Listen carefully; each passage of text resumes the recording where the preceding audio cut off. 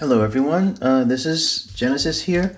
I just want to say to my fellow 同学 or my Pengyo, remember this thing that you have here, this blue little book and this sheet here? Before our test, the HSK1 is, as we all know, this here is testing you. I think about 100 or 150 characters. Well, I mean, you can review this if you want to, but we're not really required to know how to write the characters. However, as you know, that I can speak Chinese, but I never learned how to write until this class, and I found that learning how to write Chinese characters is very, very helpful. It saves you many months, many years of my problem. Okay, so go through this booklet that I wrote, and you don't have to write it 100 times. Just go through it and understand the meaning behind the character. Remember, that's the purpose of this here. And I tried to put some things in Romanian and English. So if you don't understand what I'm saying in English, you can read the Romanian and try to understand the concepts.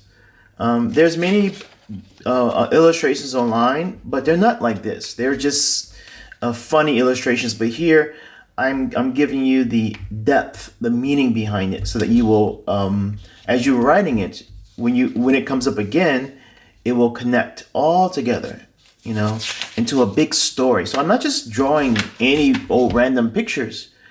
I'm telling a story about Chinese characters, from the most simplest ones to the most complicated ones. So yeah, go through it, please, before our test, and try to recall what we've learned here. Again, there's English here, and there's Romanian as well. And internalize these concepts. You already know them. Just review them. You have them, and they're very simple. Here's our favorite one that we did in class. Remember the shooting one? That was kind of fun, right? Right? Like the fire example. And you don't have to, when you're going through this, you don't have to know the pronunciation, how to say it. You can just know the meaning behind it. Okay? Like ni. Okay, remember that. So, like I said, go through it. Go through them all until you get to the end, if you can. And maybe while you're going through it, after you read it, you can just try writing it. Just writing it once. If you don't know how to write it, like for example, maybe you forgot what this is, right? What this is. This is a knife, right? It's a knife. Okay, good. Now you know it. So just draw it, right? Here's something that we learned last class. Remember this one? Yay! Right. This was kind of cool. So I'm gonna animate this one too. But the animations are so difficult to make because it involves not only using software like artificial intelligence, illustration programs, but it involves like using Adobe Photoshop, using Adobe Premiere. There's a lot of skills that I'm missing, and I'm learning it on the fly. I'm learning it on the go, like learning it yesterday and learning it now. So yeah, I love this character because it's simple.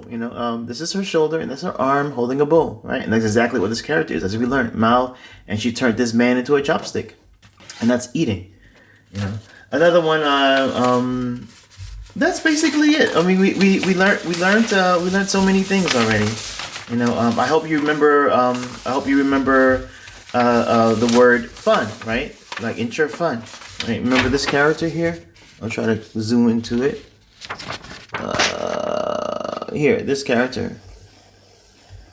You probably forgot it already because I didn't put it in the book. But maybe you still have this colorful paper I printed out. And we did go over this here. This character means a man here, and how they used to eat in China.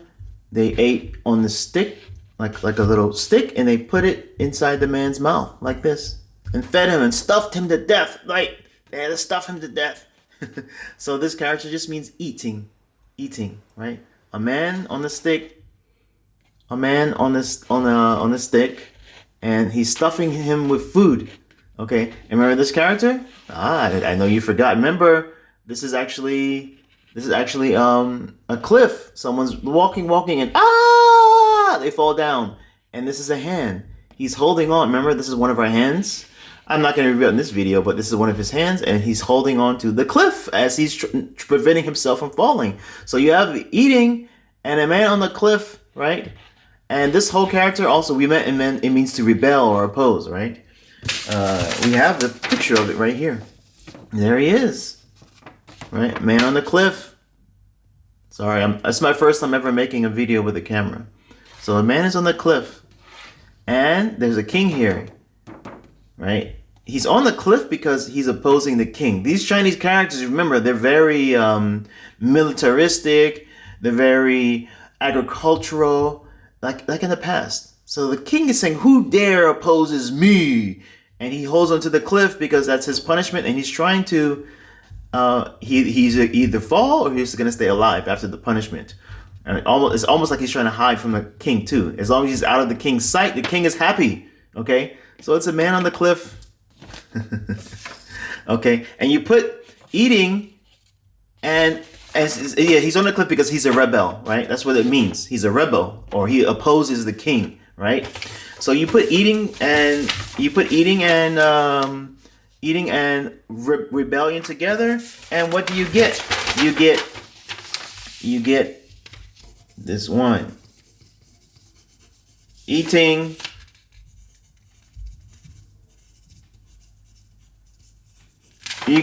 rebellion.